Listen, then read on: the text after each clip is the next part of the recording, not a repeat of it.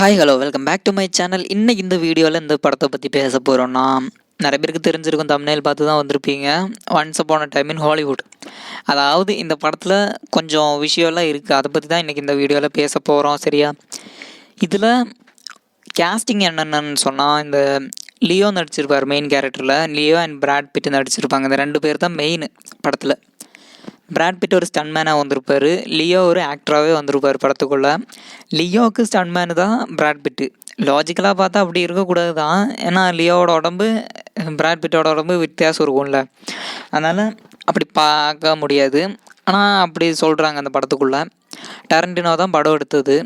இந்த படத்தில் என்ன ப்ளஸ்ஸுன்னா, ப்ளஸ் இல்லை, இந்த படத்தில் ஒரு விஷயம் மட்டும் ஹெவியாக இருக்கும்.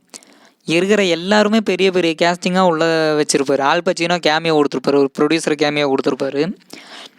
நான் இந்த படம் பார்த்துட்டு, ஓகே படம் தானே, சாதாரண ஒரு படம், இது பார்த்து முடிச்சிடலாம், என்ன ஒரு 2 மணி நேரம் தானே பார்த்துடலான்னு சொல்லி பார்த்தது. எனக்கு ஒரு இன்ட்ரெஸ்ட் கூட இல்லை படம் பார்க்குறதுக்கு. டாரண்டினோ அந்த இதெல்லாம் இல்லை, லியோ நடிச்சிருக்காருன்னு சொல்லி பார்க்க ஆரம்பித்தது படம் முடிஞ்சுது. ஓகேவா, படம் முடிஞ்சப்போ ஓகே நல்லா முடிச்சிருந்தாங்க. எண்டிங் செம்ம கூஸ்பம்ஸாக இருந்துச்சு. அதெல்லாம் வெறித்தனமாக இருந்துச்சு. அதுக்கு பொறுமை வேணுங்க. முதல்ல பொறுமையாக செட் பண்ணிட்டு தான் அதுக்கப்புறம் தான் அங்கே கூஸ்பம்ஸை க்ரியேட் பண்ண முடியும்.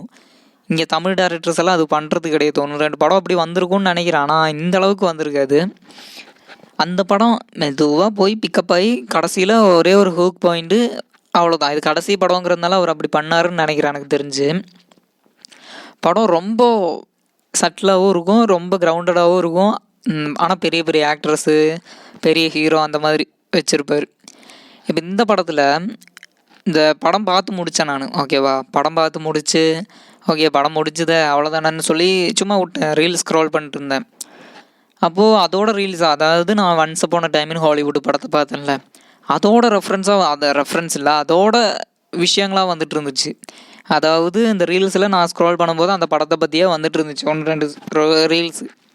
சரின்னு சொல்லி நானும் இது ஏதாச்சும் நாவலை தழுவி எடுத்திருப்பாங்கன்னு சொல்லி சர்ச் பண்ணி பார்த்தேன். எதுக்கு அப்படி பண்ணேன்னு எனக்கு இப்போ வரைக்கும் தெரில.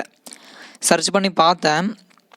பார்க்கும்போது ஒரு ஆச்சரியம், அது நாவலை தழுவி தான் எடுத்திருக்காங்க அந்த படத்தை. நாவல் சொல்ல முடியாது, அது நாவலாக இல்லையான்னு எனக்கு தெரில. சரி, ஆனால் இந்த படம் ரியல் லைஃப் பேஸ்டான ட்ரூ ஸ்டோரின்னு சொல்லியிருந்தாங்க. எனக்கு ஷாக், என்ன ரியல் லைஃபா, என்ன சொல்கிறாங்க ஏது சொல்கிறாங்கன்னு இன்னும் ஹெவியாக சர்ச் பண்ண ஆரம்பித்தேன். அப்புறம்தான் தெரிஞ்சுது அந்த படத்தோட கதை ஒன்று போயிருக்கும்.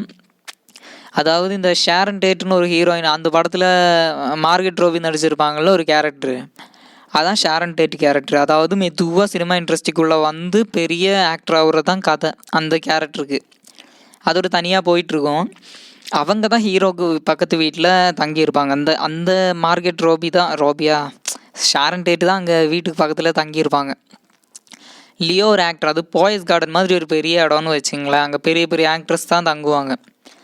இப்போ அப்படியும் சொல்ல முடியாது, பாய்ஸ் கார்டன் மாதிரி இடம் கிடையாது, ஒரு பெரிய சினிமா ஆக்ட்ரஸ் பக்கத்தில் இருக்காங்க, ஹீரோ வீட்டுக்கு பக்கத்துலேயே அந்த ஹீரோயினும் இருக்காங்கன்னு காட்டியிருப்பாங்க. இப்போ என்னென்னா, இந்த படத்தில் என்ன நடந்திருக்கும்னு சொல்கிறேன். இந்த படத்தில் ஹீரோ ஒரு பிரச்சனை பண்ணுவோம், அதாவது அந்த லோக்கல்ஸ் வருவாங்கள்ல, லோக்கல் ஆளுங்க, அந்த டெக்ஸ் எல்லாம் வருவாங்கல்ல, அப்போ என்ன ஆகும்னா ஹீரோ லோக்கல்ஸ்னு சொல்லி திட்டி விட்ருவார். அந்த காண்டை தீக்கிறதுக்கு தான் ஹீரோ வீட்டுக்கு வந்து ஹீரோவை போட்டு தள்ள பார்த்துருப்பாங்க அந்த லோக்கல்ஸ். ஆனால் ரியலாக நடந்தது அது கிடையாது. இப்போது அந்த லோக்கல்ஸ் வராங்க, நேராக அந்த ஷேரன் டேட்னு ஒரு ஹீரோயின் இருக்குல்ல, அதுக்கு முன்னாடியே லீடு இருக்கும். அந்த படத்துலேயே நல்லா பார்த்தீங்கன்னா லீடு ஹெவியாகவே வச்சுருப்பாங்க. இது எதுக்கு, இது என்ன ஏதுன்னு ஒரு லீடு ஒன்று வச்சுருப்பாங்க அவங்க, ஒரு ஹெவி லீடு. அது எப்படி சொல்கிறதுனா, ஃபஸ்ட்டு சீன்லேயே ஒரு பெரிய ஆக்டரை வச்சு ஒரு சின்ன சட்டிலான ஒரு கேரக்டர் பண்ண வச்சுருப்பாங்க.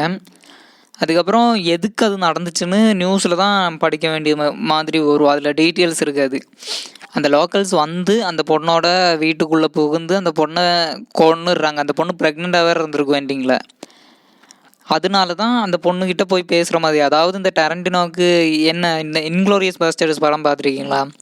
அதாவது டாரண்டினோ எடுத்த அனதர், அந்த காலத்தில் 2ஆம் உலக போகிற அந்த டைமில் நடக்கிற ஒரு கதை. பிராட் பிட் தான் அதுலேயும் ஹீரோ. அதில் என்ன இருந்திருக்கும்னா, ஹிட்லர் உயிரோடு இருப்பார். அப்போ நாசிஸ் அதெல்லாம் போயிட்டுருக்கோம். ஓகேவா, இப்போது அந்த ஹிட்லர் உயிரோடு இருப்பார். ஹிட்லர் எப்படி செத்தாருன்னா, அந்த ட்ரெயினில் ஏதோ சூசைட் பண்ணி செத்துட்டாருன்னு உண்மையிலேயே அப்படி தான் நடந்துச்சு. ஆனால் இந்த படத்தில் அப்படி காட்டி இருந்திருக்க மாட்டாங்க. அதில் எப்படி காட்டியிருப்பாங்கன்னா, நேராக போய் சினிமா பார்க்கும்போது ஹிட்லரை போட்டு தள்ளின மாதிரி தான் காட்டுவாங்க. இது ஒரு ஃபிக்ஷனல் ஸ்டோரி, ஓகேவா? அது மாதிரி தான் இந்த once upon a time in ஹாலிவுட்லேயும் எனக்கு தோணுச்சு. இந்த டரண்டினோ என்ன பண்ணுறாருன்னா வித்தியாசமாக இருக்கணும்னு ஒன்று பண்ணுறாருங்க. எனக்கு புரியல அவர் ஏன் இந்த மாதிரி பண்ணுறாருன்னு. அந்த பொண்ணை கொல்ல வேண்டியது, இப்போது அந்த பொண்ணு இப்போது அவருக்கு கதையை மாற்றி ஆகணும், அதாவது கதையை சேஞ்ச் பண்ணி ஆகணும். அதுக்காக அவர் என்ன பண்ணார்னா, அந்த பொண்ணு அங்கே இருக்கட்டும், அந்த வீடு ஓகே, அந்த பொண்ணுக்கு ஒரு தனியாக கதை எழுதி வச்சு அந்த வீட்டுக்குள்ளே அந்த பொண்ணை வைப்போம். இப்படி ஒரு ஃபிக்ஷனல் கதையாக தான் இந்த லியோ கேரக்டரும் பிராட் பிட் கேரக்டரும் வருது, ஓகேவா?